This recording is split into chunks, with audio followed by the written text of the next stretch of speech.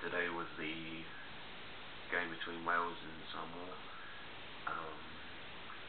You know, as most of you probably watching the game, if you're watching this video, you will know the result didn't go our way.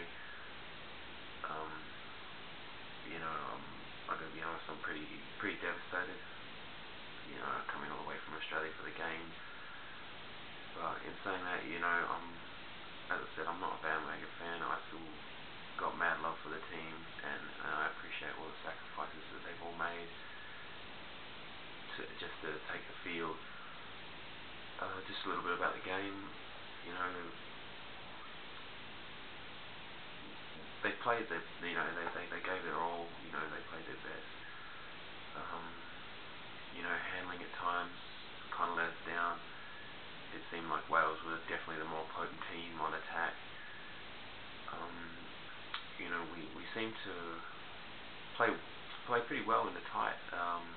We got very close to the line a few times, and we had a disallowed try, which, you know,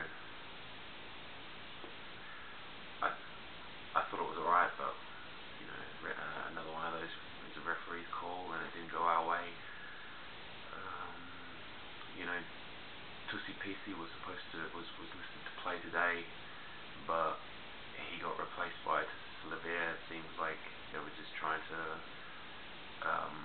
put off the Wales game plan by naming him as a starter, even though he was still injured. The same with Tayasin Tuifua. He was listed to play as reserve, but he didn't make it to the field either.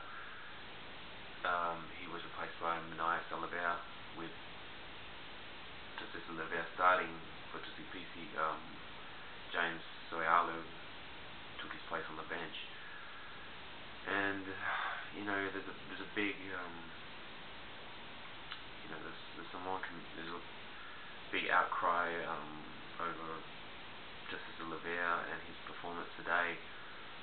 A lot of people pointing fingers and ready to criticize and crucify him, but I'm not going to do that. You know, I like Oliveira.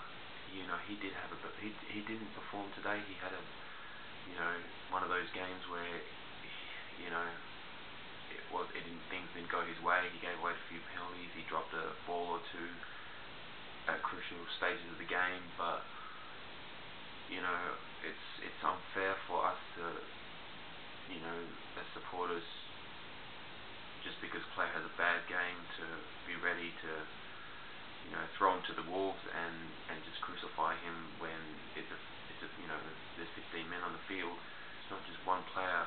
It's a team sport. And, you know, as I said, it's just unfair. You know, I'm sure he's very, you know, he's just as heartbroken as everyone about the result, if not more so, because, you know, as I said, everyone seems to be blaming him. But, you know, on the positive, a few players that stood out. The front rowers played well.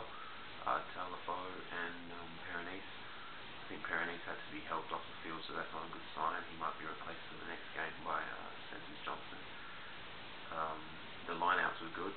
We actually stole a few, and you know, that was Kane Thompson and Dan Leo. You know, the penalty kicking kind of let us down without Tusi. I think Paul Williams, P-Dub, missed a few shots, but some of those shots were quite difficult and on an angle, so, you know, he did his best, as did the rest of the team. Tuilagi, he played well with the limited chances that he got, but I think just the Wales team just had the better handling today, and, you know, they had the confidence and belief, and they had the support too. I was surprised that Wales had so many supporters at the game. There seemed to be, I thought there'd be 70-30, you know, 70% to 30% Samoan support, considering how many Samoans are in New Zealand, but that wasn't the case at all. You know, it seemed like there might have been even more Wales supporters, and they were definitely louder than us Samoans, which, you know, was a little bit disappointing. But, you know, I for one, my voice I nearly lost my voice, you know, by shouting and cheering for the team all day.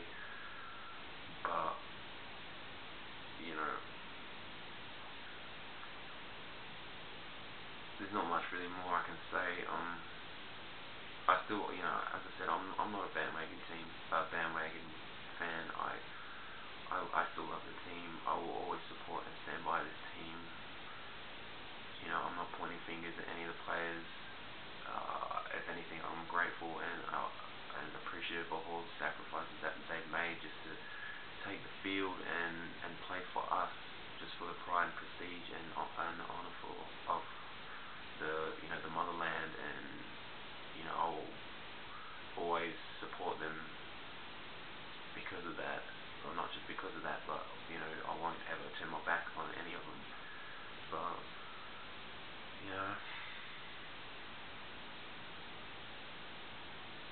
I am pretty devastated, as I said, but I guess now we just got to put it behind us and focus on the future and the next two games with Fiji next Sunday and South Africa after that. And now that we've lost to Wales, we're going to have to hope results go our way, and we're going to have to win at least. We must win next week. We can't lose against Fiji. Otherwise, this whole campaign will just be a disaster. But we have to beat them. We have to most probably beat South Africa as well, unless Fiji beat Wales. And there's just so much points differential and all that kind of stuff. But